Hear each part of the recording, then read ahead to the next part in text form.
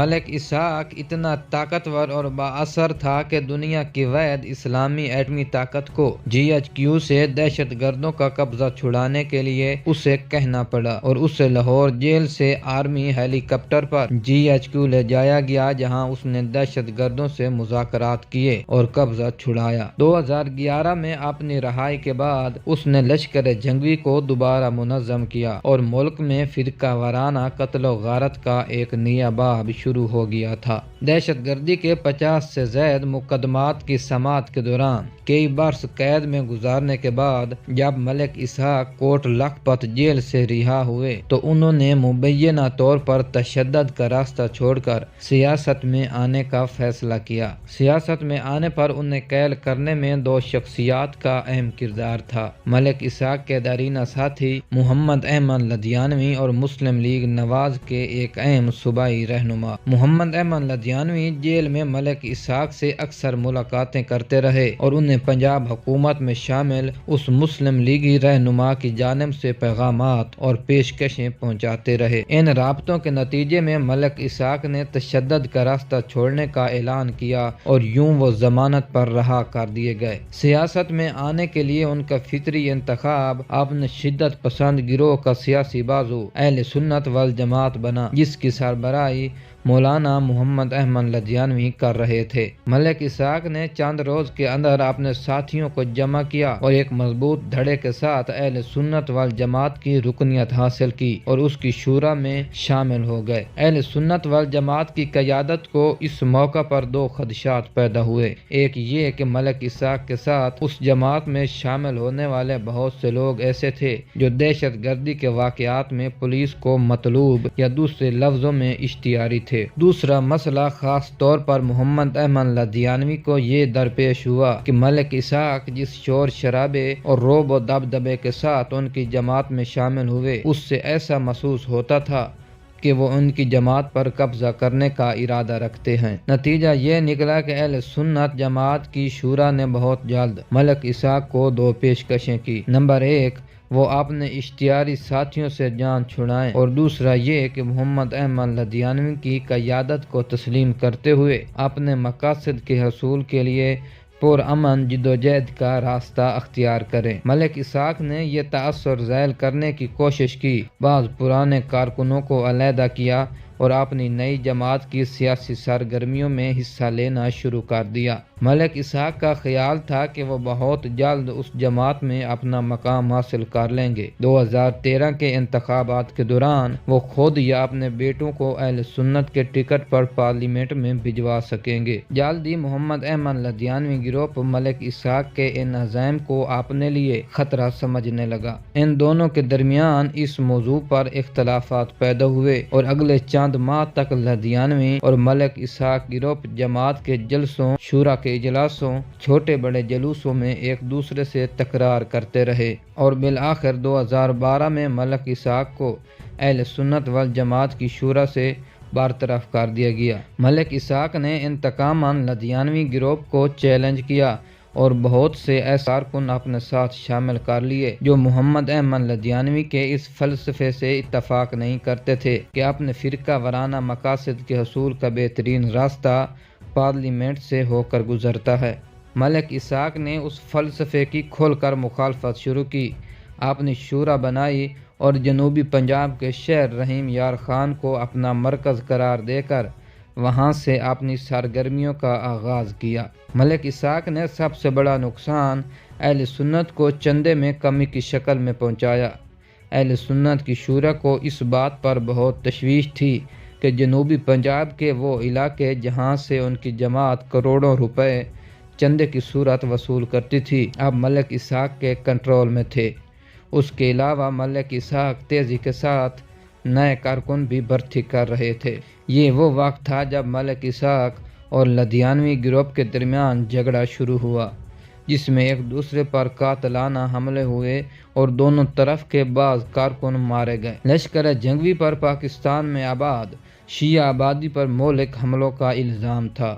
اگرچہ ملک اسحاق کئی سال جیل میں رہے، لیکن عدم شواہد کی بنا پر ان کو کبھی سزا نہ ہو سکی۔ ملک اسحاق کی دہشت گردی کی کئی وارداتوں سے اعلیٰ افسر بھی اس قدر خوف زدہ تھے کہ جب 13 اگست 1997 کو فیصل آباد سے اسے گرفتار کیا گیا اور اس کی شناخت کے لیے اس وقت کے آئی جی پنجاب پولیس جہاں زیب برقی اور ہوم سیکرٹری پنجاب شہزاد حسن پرویز جب فیصل آباد آئے اور ملک اسحاق سے اس کی شناخت کے بارے میں ملاقات کرنی چاہی تو دونوں اعلیٰ افسروں نے خوف کی وجہ سے چہروں کو مکمل طور پر نقاب سے اوڑھ لیا تھا۔ ملک اسحاق اس وقت تک 102 افراد قتل کر چکا تھا۔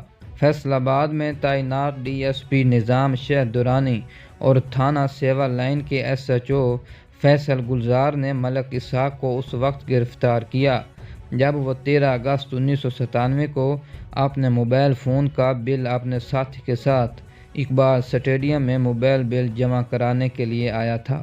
ملک اسحاق کی اطلاع ایک اور ملازم غیور عباس نے دی جس کا تعلق فقہ جعفریہ سے تھا۔ بعد ازاں غیور عباس ملک اسحاق کے خوف سے کینیڈا چلا گیا اور اب بھی کینیڈا میں ہے۔ جب تھانہ سیوا لائن کے ایس ایچ او فیصل گلزار اور ڈی ایس پی نظام شہد درانی نے ملک اسحاق کو بارش کے دوران گرفتار کر کے تھانہ سیوا لائن لائے اور اس کی گرفتاری کی خبر اعلیٰ حکام کو دی تو کوئی بھی اعلیٰ افسر ملک اسحاق کی گرفتاری کا یقین نہیں کر رہا تھا۔ اس کی شناخت ہو گئی کہ گرفتار ہونے والا شخص ملک اسحاق ہی ہے تو اس وقت وزیر اعلیٰ پنجاب میاں شہباز شریف نے ڈی ایس پی سٹی نظام شہد درانی کو ترقی دے کر ایس پی اور فیصل گلزار انسپکٹر کو ترقی دے کر ڈی ایس پی بنا دیا۔ بعد ازاں پولیس کی اعلیٰ سطح کی ٹیم نے ملک اسحاق سے تفتیش کی تو انکشاف ہوا کہ وہ 102 افراد جن میں پولیس کے افسر بھی شامل ہیں کو قتل کر چکا ہے۔ ان وارداتوں میں بعض ایسے افراد بھی شامل ہیں جنہیں ملک اسحاق نے اپنی نگرانی میں قتل کرایا۔ جب ملک اسحاق کے خلاف مختلف دہشت گردی کی عدالتوں میں مقدمات چلائے گئے تو کسی گواہ نے خوف کے مارے اس کے خلاف شہادت نہ دی اور بری ہوتا رہا۔ اطلاعات کے مطابق اہم شخصیتوں کے قتل کے ساتھ ساتھ بعض حساس اداروں میں بھی خودکش حملوں میں بھی ملک اسحاق ملوث تھا۔ ان اہم وارداتوں میں منصوبہ ساز سمجھا جاتا تھا۔ یہ امر قابل ذکر ہے کہ نظام شہد درانی جو ایس پی کے عہدے پر ترقی پا گئے تھے بعد ازاں حکومت نے انہیں ڈی آئی جی کوئٹہ تعینات کر دیا تھا۔ وہاں پر بھی ملک اسحاق اور ان کے ساتھیوں نے نظام شہد درانی کی گاڑی پر اندھا دھند فائرنگ کرتے ہوئے دھماکہ کیا تاہم وہ بچے رہے اور دیگر ملازمین شہید ہو گئے۔ ملک محمد اسحاق کو مبینہ طور پر سری لنکا کی ٹیم پر ہونے والے حملے کا ماسٹر مائنڈ بھی مانا جاتا ہے۔ بی بی سی کے مطابق ملک اسحاق قومی دھارے میں آ کر سیاستدان بننا چاہتا تھا اور اسے بعض رہنما تشدد کا راستہ چھوڑنے کے لیے قائل کر رہے تھے۔ ملک اسحاق نے 1996 میں سپاہ صحابہ سے علیحدہ ہو کر اپنے ساتھیوں اکرم لاہوری اور ریاض بصرہ کے ساتھ مل کر لشکر جنگوی کی تشکیل کی۔ لشکر جنگوی کی القاعدہ تاریخ طالبان پاکستان اور جند اللہ سے ورکنگ ریلیشن شپ تھی۔ ملک اسحاق جیل میں بیٹھ کر دہشت گردی کی سرگرمیوں کی منصوبہ بندی کرتا تھا۔ 2009 میں اس نے جیل سے سری لنکا کی کرکٹ ٹیم پر حملہ کرنے کی منصوبہ بندی کی تھی جس کے بعد پاکستان میں بین الاقوامی کھیلوں کا خاتمہ ہو گیا۔ لشکر جنگوی نے کوئٹہ، گلگت اور کراچی میں ہزارہ کمیونٹی اور دوسرے شیعہ افراد کو قتل کرنے کی ذمہ داری قبول کی تھی۔ ملک اسحاق کے قتل سے پھر اس بحث کا آغاز ہو گیا تھا کیا اس کا ماورائے عدالت قتل درست ہے؟ اس کا جواب ریاست کی ترجیحات میں تلاش کیا جا سکتا ہے۔ جب ریاست ان دہشت گردوں اور انتہا پسندوں کی پشت پناہی کرے گی تو پھر عدلیہ کیسے ان کو کیفر کردار تک پہنچائے گی؟ ریاست انتہا پسندی کا خاتمہ نہیں بلکہ اس سے کنٹرول کرنا چاہتی ہے۔ یہی وجہ ہے کہ ملا عمر یا اسامہ بن لادن یا دوسرے رہنما سرکاری مہمان نوازی سے لطف اندوز ہوتے ہیں۔ ملک اسحاق کے دوسرے ساتھی مولانا احمد لدھیانوی، مولانا فضل الرحمان خلیل اور مفتی عبد الرؤف جنہوں نے جی ایچ کیو میں دہشت گردوں سے مذاکرات کیے تھے ابھی بھی پرامن رہ کر اپنی سرگرمیوں میں مصروف ہیں۔